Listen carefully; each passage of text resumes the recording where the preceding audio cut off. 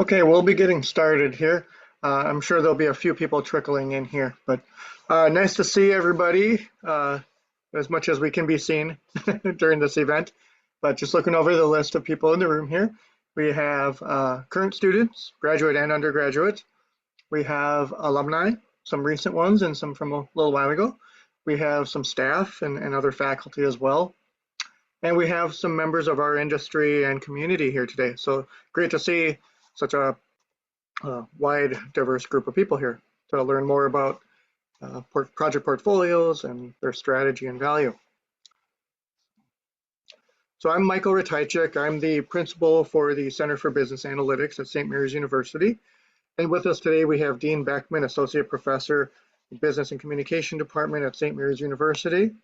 He'll be talking about the project portfolios that stand out, strategy and value. Very hot topic right now for those that are entering the workforce or looking for ways to shine, or as Dean and I were talking about previously, how portfolios can help us remember those awesome things that we've done in our career. For example, I even forgot about something I did last year that was a pretty big deal as far as the work involved, and I totally forgot I did it. So project portfolio could be really helpful there. I don't want to steal everything Dean has to say here, so I'll stop right there and continue on here. So the Center for Business Analytics has three main goals: to support industry-centered workforce pipelines in emerging technologies that benefit the regional employers around Minnesota, southeastern Minnesota, western Wisconsin, and northern Iowa, as well as students who gain experience in high-demand, lucrative fields. We also seek to advance industry-relevant research on emerging technologies. If we were in a classroom right now, I would say, show of hands, how many of you know that ChatGPT 5.0 came out today? So now we're on to 5.0 and learning all about those capabilities. So including AI, identifying partnerships with industry that can be met with St. Mary's faculty, including joint research projects with industry and other university partners, as well as our students. So we're always on the lookout for people that want to come forward and say, hey, I'd love to work with your students or your faculty and things like that. Become a recognized hub for thought leadership and cross-institution collaboration. So, events like this where you attend to learn something new, or if you attended last week's presentation with Gina or Dr. Ebert a couple weeks before that, or the ChatGPT ones I did in May, June as well.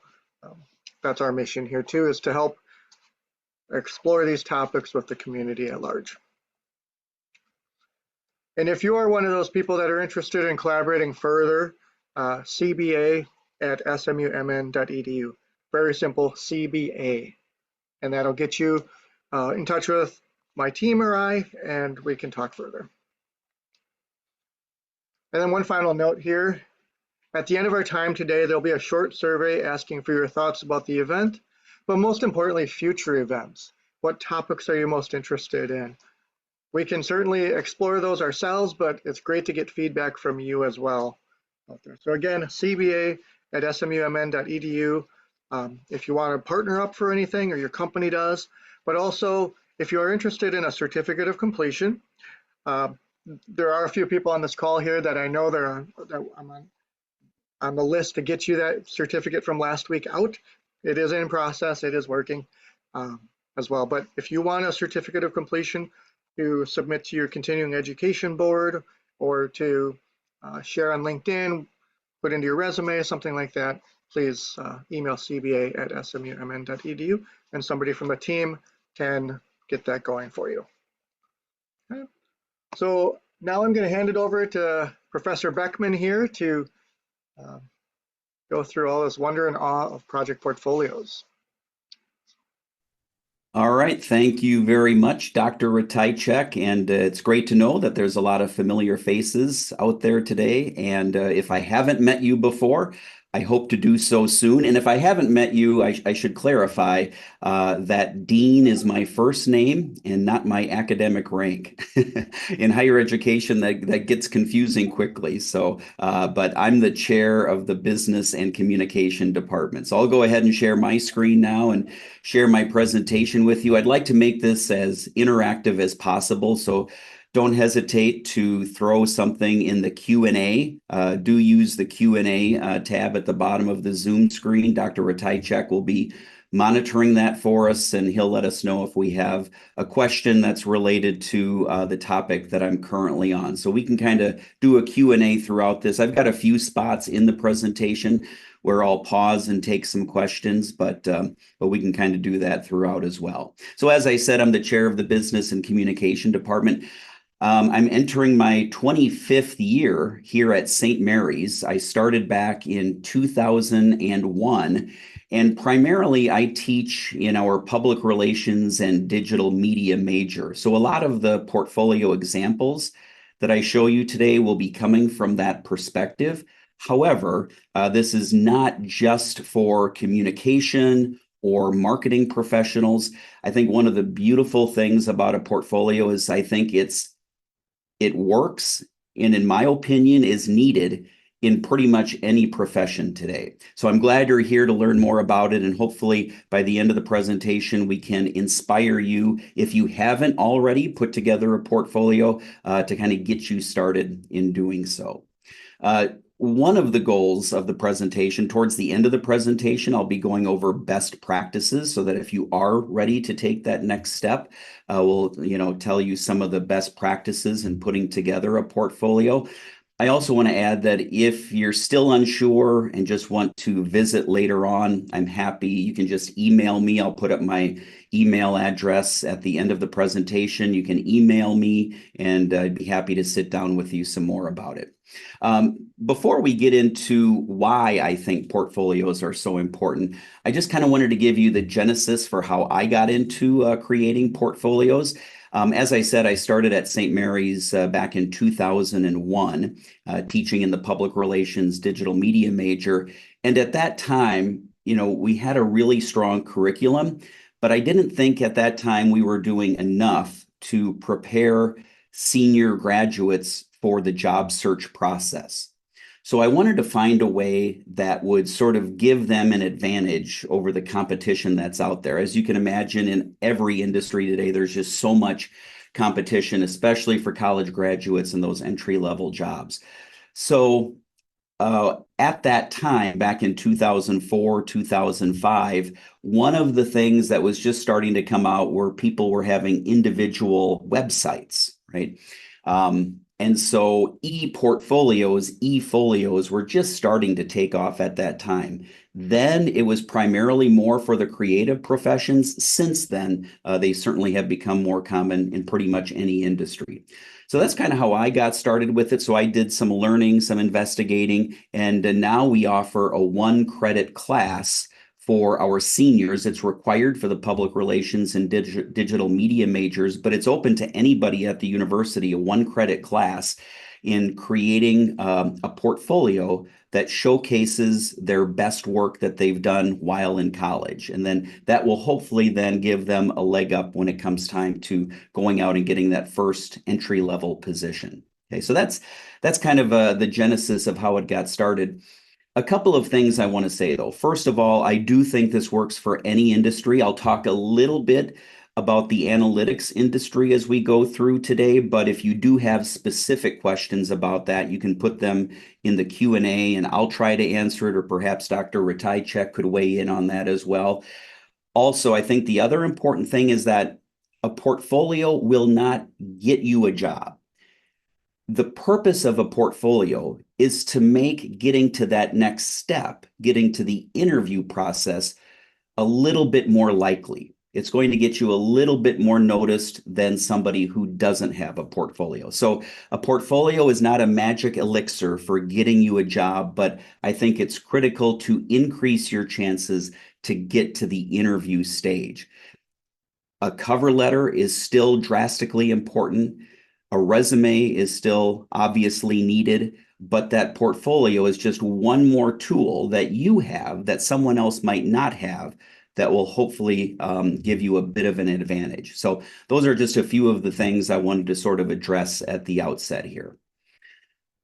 Again, regardless of where you are in your career, if you're a student thinking about graduating and what that job market is going to be like, or if you're a mid or senior level professional, there is no wrong time to start a portfolio. A portfolio is good, even if you're not necessarily going to be job searching. A portfolio is good just to reflect on what you've done in your career and perhaps showcase even an individual project that you might want to market or present to a board of directors. So a portfolio has multiple uses. Primarily, I'll be talking about it in the job search process, but you don't have to limit yourself to that particular use.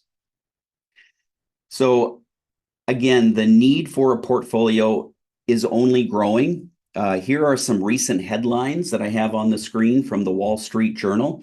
The first one there is from July 29th that says AI is wrecking an already fragile job market for college graduates. It says companies have long leaned on entry-level workers to do grunt work that doubles as the on-the-job training, but now ChatGPT and other bots can do many of those chores. So as more and more people graduate with analytics or communication, marketing degrees, those entry-level jobs, there's going to be more and more competition for those. And then that second headline there from August 2nd says unemployed Americans endure longer job searches in a cooling market.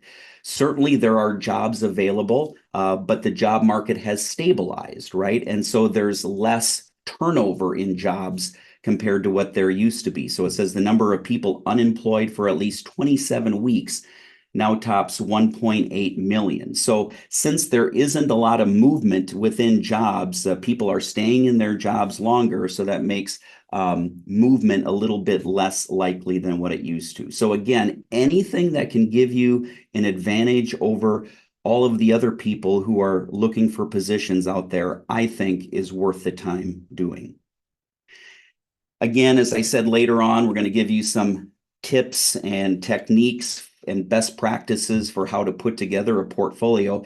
But again, I want to get back to the purposes of it. And kind of what I've been alluding to with these headlines is that the primary purpose of a portfolio is to make you stand out from the competition, right? Everybody is going to have a cover letter. Some will be more well-written than others. Everybody is going to have a resume. Most people have a LinkedIn page, but a portfolio is not something that everybody takes the time to put together. So I've had employers tell me not only are they impressed with the student's portfolio, but they're impressed that the student took the time to put the portfolio together. So it's also kind of a work ethic thing as well. So it definitely makes you stand out from the field. I would say the minority of job applicants out there have an individualized website or portfolio for them to put there and showcase their work. So it stands out from the competition, and there is a lot of competition out there, right? Nearly 400,000 undergraduate and nearly 206,000 master's degrees are conferred in business, just business each year, okay? And then on top of that, data science and data analytics market graduates grew by over 700%. So there's an explosion of student demand for these programs, but then that's also causing these students to go out into the workforce all at one time and competing for some of the same jobs. So if you're a student and going to be going out into the workforce for perhaps the first time for that kind of entry-level job, what will differentiate you? I think that the beauty of a portfolio is the differentiation factor, and you've always got to be looking for advantages. If you're a mid or senior level employee, what will make you stand out when you go up for a promotion or look to switch companies, right? So you always have to be ready for that next opportunity, whether it's in-house or elsewhere. And I think a portfolio, as long as it's updated and you keep it dynamic, always changing, allows you to do that. Another purpose of a portfolio is that it makes the job of a hiring manager much easier.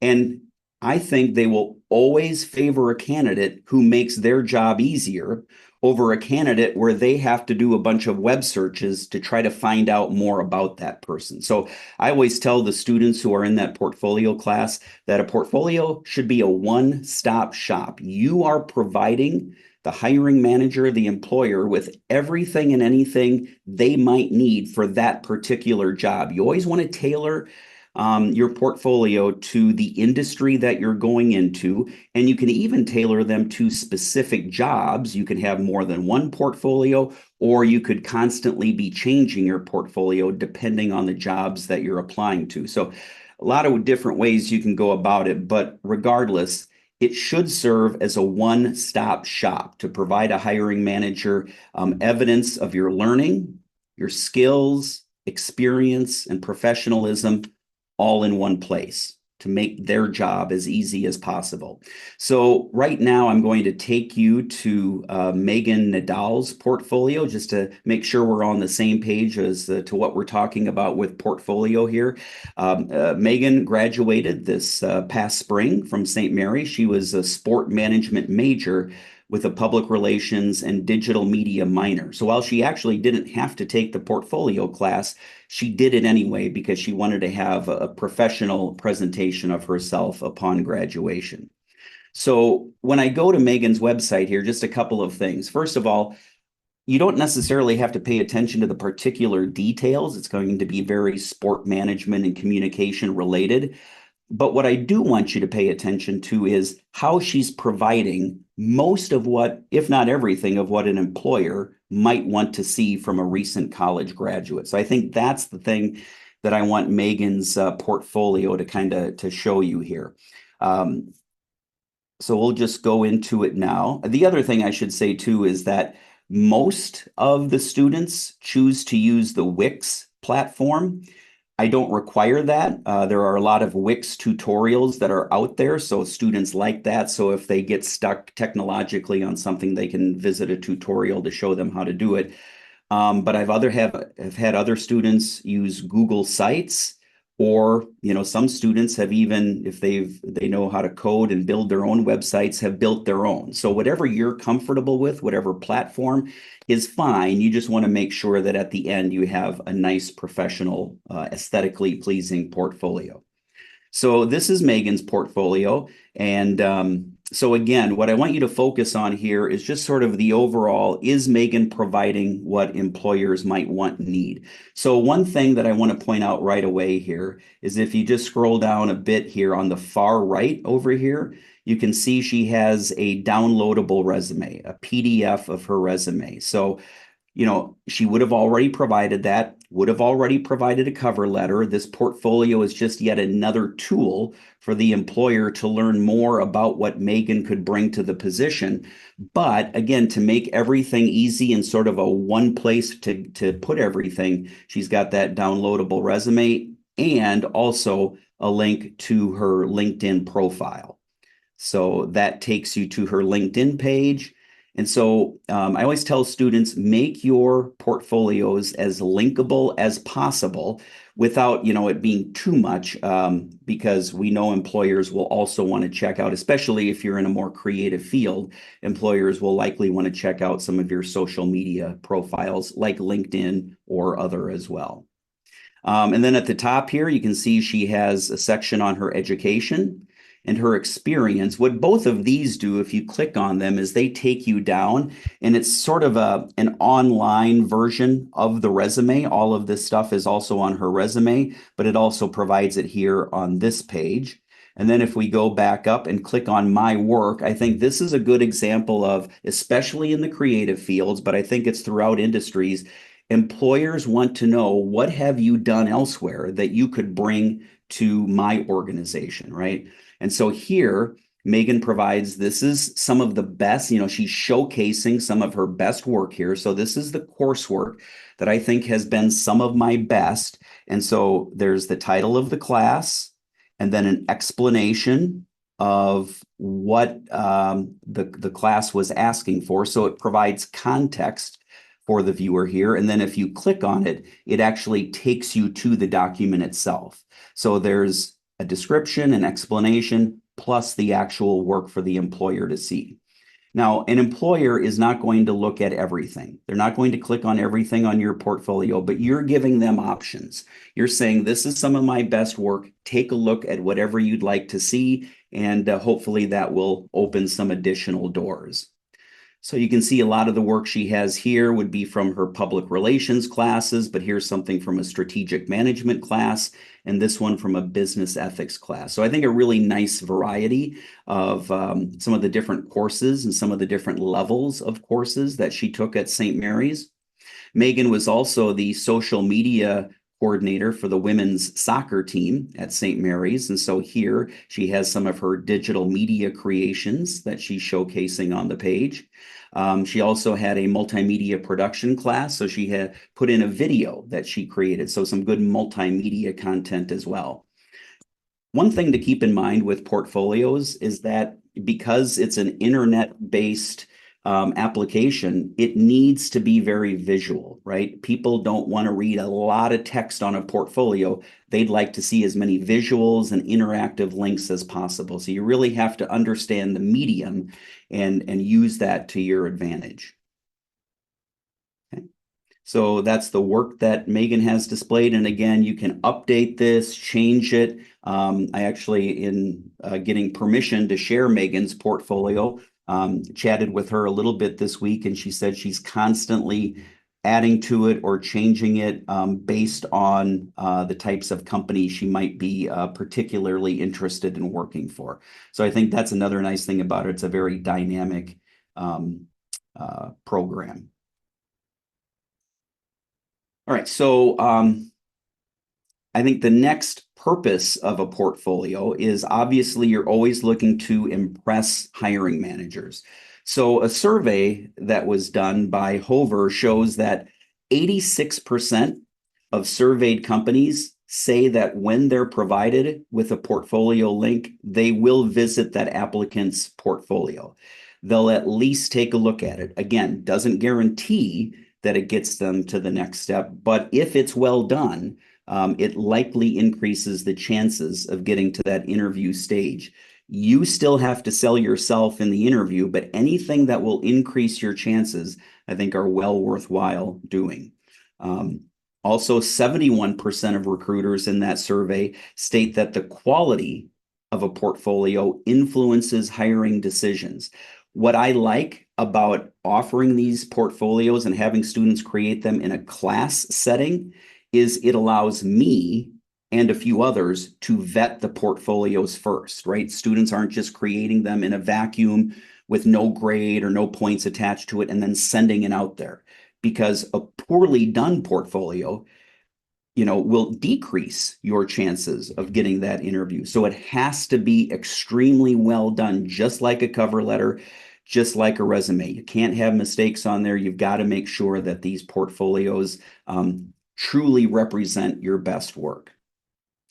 And also in this survey by Hover, it says that time spent with portfolios is 3 minutes versus 90 seconds spent on a resume.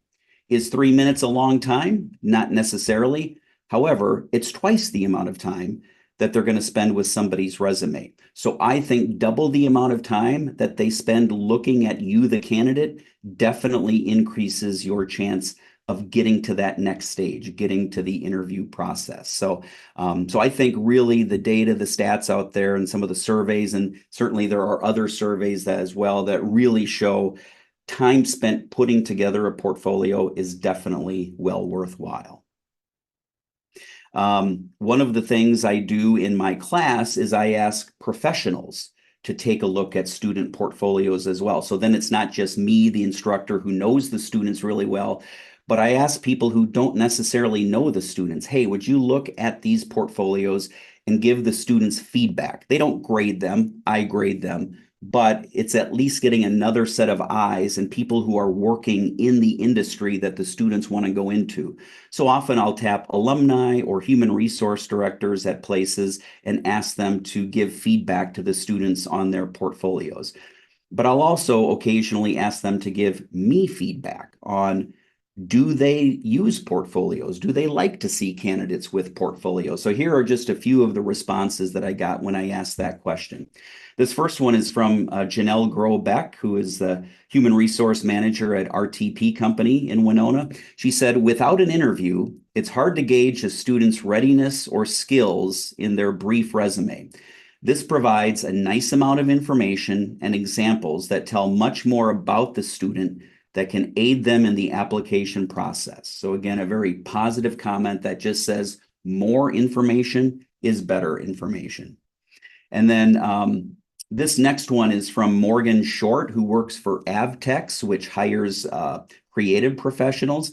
She said, as a hiring manager for creative professionals, I would say I place even more importance on the candidate's portfolio than I do their resume or cover letter. In fact, sometimes I even skip the cover letter altogether and look straight at their portfolio. Now, I don't think most employers will do that, so the cover letter still critically important, and as is the resume, but just another example of how most employers, I think, really do value looking at a portfolio. It's just one more piece of information they can use in making decisions.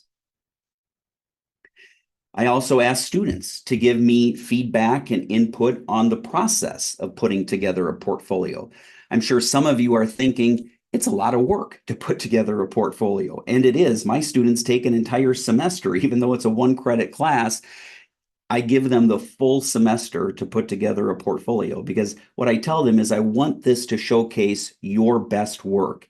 Your best work in class, your best work in internships, jobs, or volunteer experiences. The employer needs to get to know who you are and what you're capable of doing for them. So it is a lot of work. But as I've asked students, I've never, in the years I've been teaching this class, and I've been teaching it for probably 15 years, I've never once had a student say to me, it wasn't worth it. Now, does it always work for the student? Not necessarily. Sometimes it doesn't get them the interview. Sometimes they don't get the job. But I've never had a student say, gosh, I wish I wouldn't have taken the time to do that. They always get something out of it. And most students have said it greatly aided them in getting at least to the interview stage, if not, getting the job outright from there. So here's one example. Grace Gillis, who graduated from St. Mary's a few years ago, she actually went on to graduate school at the University of Missouri for broadcasting. She said when she was a senior, she said, creating a virtual portfolio allowed me to reflect on the work I had put in throughout my education. And that's what Dr. Ratajczak shared at the outset here. I think that's one of the huge benefits, is that reflection piece. And then she says, and to see for myself that my experiences have truly prepared me to enter the job market. What I like about the last part of that statement is it provided her confidence, right? Those of you who are graduating seniors watching today, you understand the anxiety that comes with hitting the job market, especially when there's not a ton out there, as is kind of the case right now. Anything that will build that confidence and set you apart is going to be a huge advantage for you. So I think that's one of the things I really like about Grace's statement there. I do want to briefly show you Grace's portfolio. No two portfolios obviously should ever be the same. They need to showcase your uniqueness and your individuality.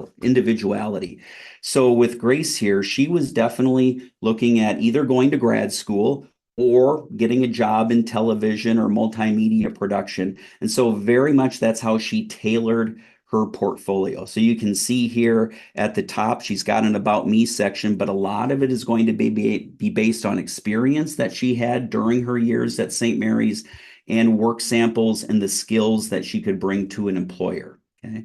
So if we just click on experience here as an example, okay, that takes you down, and she talks about and she provides a downloadable resume here, but also the work experience that she had working at a TV production company here in Winona, Hiawatha Broadband Communications. She did a stint at the ESPN X Games. She wrote for the Winona Post newspaper, and then she did a quinternship at WXOW TV station in La Crosse. So she tells you about those experiences. And then, again, the nice thing about a portfolio is then if we're interested in seeing what she did, Now we can click on her work here. And so she's got published work. She says, during the time at WXOW, I wrote and published over 100 web stories, right? So you click on that, and then that takes you to the web stories, and then you can click on each individual story to read a little bit more if you want to see her writing and learn more about her writing. Okay, so that's one example. The digital media that she did with videos from her quinternship or her classes here at St. Mary's. So all of this would take you to another screen where the video would play. I know Grace spent a lot of time putting this together, and eventually she was able to use it on her application for graduate school, and she did get into the University of Missouri at Columbia. Okay.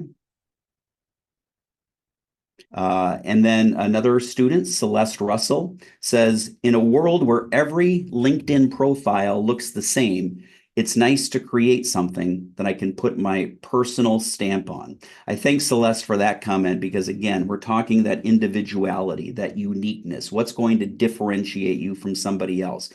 Most job applicants anymore, most, not all, but most have a LinkedIn page. Certainly, pretty much everyone has a cover letter and resume. So what are you going to have that the next person isn't going to have? And then another recent graduate, Morgan Prokosh, says, it caused me to really think about and clarify my personal brand and the professional story that I want to portray, as well as to look back at everything that I have done. So again, that reflection piece, the confidence piece that comes along with that, and then how do I want others to see me? How am I going to portray my personal brand? So I think some really valuable comments there from students. And again, pretty much every student I've had, successful or not with, getting to that next stage, they all say it was definitely well worth their time. So the next part of the presentation is I want to get into best practices, but I think this would be a good time to just pause and see if there are any questions about the purpose of a portfolio, the benefit of creating them, types of portfolios, that kind of thing. So we'll just pause a minute here and see if there's any questions. I'll stop my screen share momentarily here. Okay, it looks like there are a few. Robert, so when we get to that part of the presentation, would love to also hear about using a portfolio in the context of arguing for promotions or raises. Certainly, we can do that. We'll kind of do that maybe when we get into some of the best practices here coming up. And then Teresa, good to see you on today. What is a quinternship? A quinternship is basically a fancy way of saying it's a job and an internship, and that's just what that particular TV stations calls their internships. And then Tom asks, is a Wix website the primary medium to use for a portfolio, or are there other methods or tools? That's a good question as well, Tom. Wix is a very common platform, and that's the one that our students gravitate toward. And most of the samples I have, you're going to see, I think all of the samples are, except one perhaps, are Wix websites. But Google Sites is another very easy to use platform. So if you are at all on a Google platform, Google Sites, I think is probably more user-friendly than Wix is. The reason our students like Wix, I think Wix provides perhaps a few more bells and whistles and tools than Google Sites, but Google Sites can provide you with a very nice portfolio as well. There are a lot of other, any place where you can have your own website, your own domain, you can make into a portfolio. So I think whatever you're most comfortable with, if you're not as technologically savvy, then I think Google Sites is the easiest one to start with. If you are a little bit more technologically savvy, then Wix or a platform like Wix also is a good bet. Most platforms provide free options, and Wix and others also provide premium options that you have to pay for. But then the advantage of that is you get your own domain name. Now, when I require it for my class, I don't ask students to sign up for the premium version. Some do on their own because they want their own domain name, but it's not necessary for the class purposes. So I hope that answered a few of the questions. Ryan, comment from a hiring manager. He says thousands of applicants reviewed per year. He says almost no one does this. We ask and would love it if people did. So thank you for commenting on that, Ryan. I agree. While it is more common than it used to be, it's not as common as it should be, in my opinion, and obviously yours as well. So I appreciate you confirming what others have told me, and I think what we all can kind of see is a huge benefit for people going into it. All right, doesn't look like, at least for now, there are other questions. At the end, we'll do another Q&A, but we'll also talk for those of you going up for promotion, or if you're looking to switch companies or something, we'll talk about that a little bit more as well. Okay, so I'll go back to my screen. Okay. All right, so now we're going to get into best practices. So we kind of talked about the purposes and everything. Now, best practices. Well, I tell students that when you're applying for a position, the person you're applying to, they don't know you. It's one of the reasons I ask professionals to look at students' portfolios, because I already come in with knowing the student, kind of a bias toward the student. So it could be easy for me to overlook something. But if you don't know someone and you open up their portfolio, that's going to be your first meeting of them. So this is a first impression. And we all know the saying about first impressions. They're critically important. So I tell students the homepage of your portfolio is the most important thing. And not just the homepage, but the upper portion of the homepage really matters, because that's going to be the first 2 to 5 seconds of what people see about you. Maybe they've read about you in the cover letter and resume, but just seeing who you are and getting to know you better, that's going to be very important. So again, I'm just going to show you a few examples here of portfolios, but Caroline Bosco here, communications professional. She now works in the Chicago area. And so you can see, I always tell students, we want a professional photo of you, a high quality photo in particular, and that'll be coming up some more in the best practices here.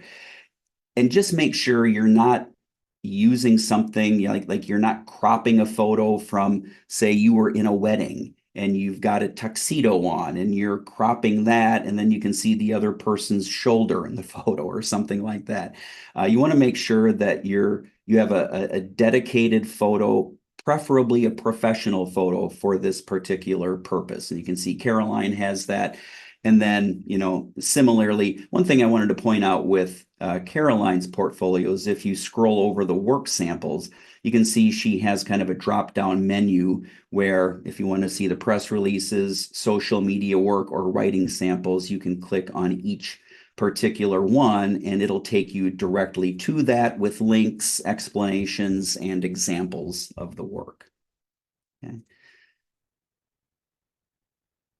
All right, so first impressions, that homepage is critically important. The rest of it is as well, but they're going to spend the most time on that homepage. All right, now we're going to get into some additional portfolio best practices. One thing I would preview, though, is that when I'm done going through this, we're going to take a look at Grace's portfolio, and Grace's is one of the best portfolios that I have graded since I started teaching the class. I've told her that, and we'll talk about why in just a few minutes here.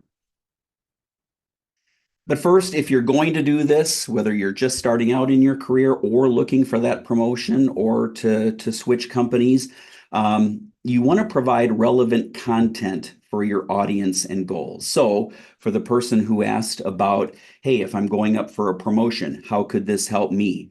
Well, what you want to do is to say, here are, and show in your portfolio, here are the projects that I have done since I've been at your company, and here's how the company has benefited from that. Here are the results.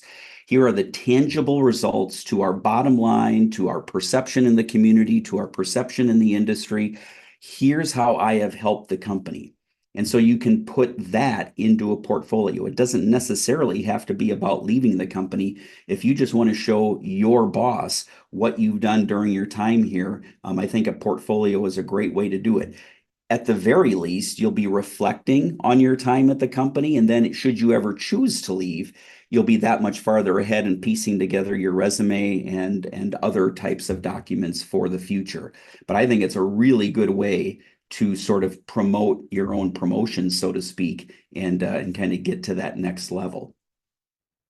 Um, and so always provide relevant content. So know the types of jobs that you're going to be applying to, know the types of companies that you might want to look for, do your research. What do hiring managers in this particular industry or this particular region, what are they looking for?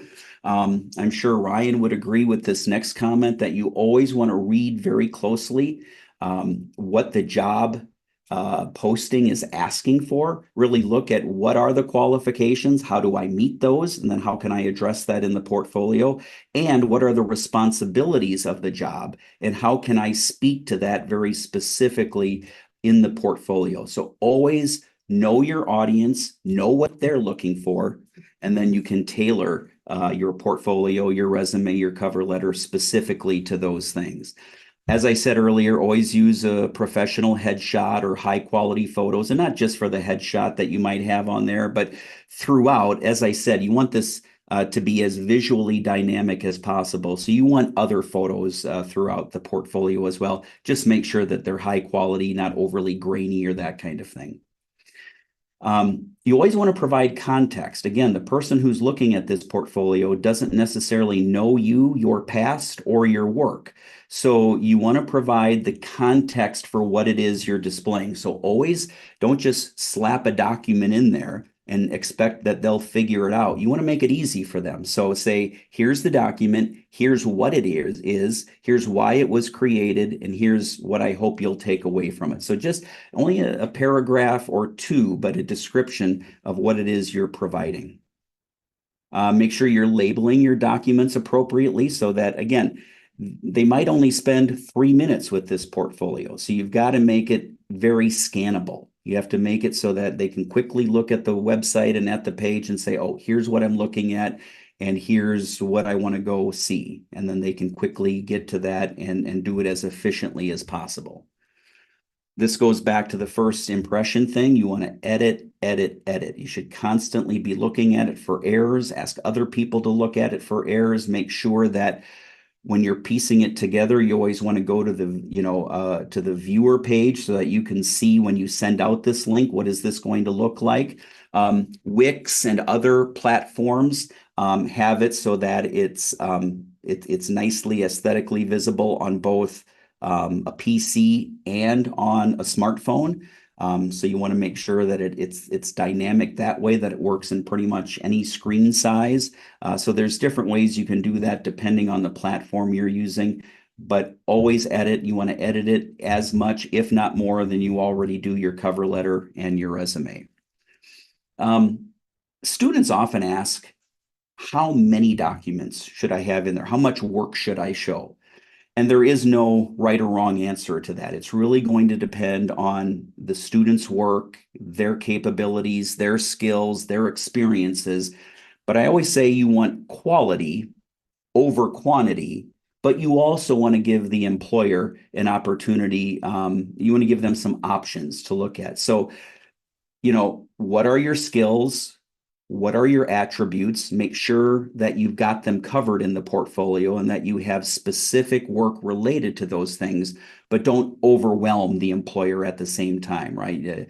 There's sort of, for the most part, unlimited space with these things, but you have to keep it realistic as well. So quality over quantity, but you want to showcase your essentials, but also giving the employer some variety. So it really depends student to student, person to person. I always say, I always try to give them as much feedback as possible. And I'll say, hey, you're a little weak in this area, maybe a little too much here. And so I try to give them feedback related to that. One thing that I tell students is that this is an ongoing homework assignment. related to the person who asked the question about promotions, right? You are constantly, or you should be constantly updating your online portfolio and keeping it updated. One of the things I like best about Caroline Bosco's portfolio that I showed you earlier, she's still using this to this day. She's keeping it updated. She's got all of her current stuff on there, and she'll send that out as she's looking for either promotions or for new opportunities. So keep it updated. You just always, just like you would your resume, every time you update your resume, make time to update the portfolio as well. The other thing, you might have noticed this on some of the other portfolios, and I did mention it when we were on Megan Nadal's portfolio. She had a link to her LinkedIn profile. You want to provide links to your social networks. Now, in some creative professions like public relations, they want to see what you're doing on Instagram. They want to see what you're doing on TikTok or other social media platforms. That's not necessarily true for every profession. So you have to sort of know the profession, know what the hiring manager might be wanting to look at on their own.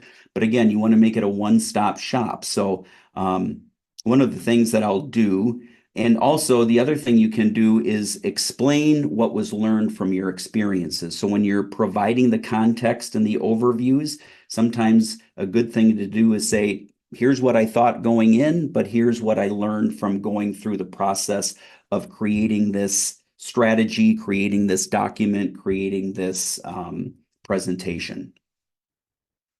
All right, now I'm going to take you to a student who graduated a few years ago now, Grace Chalmers, but it's one of the best portfolios that I've had done.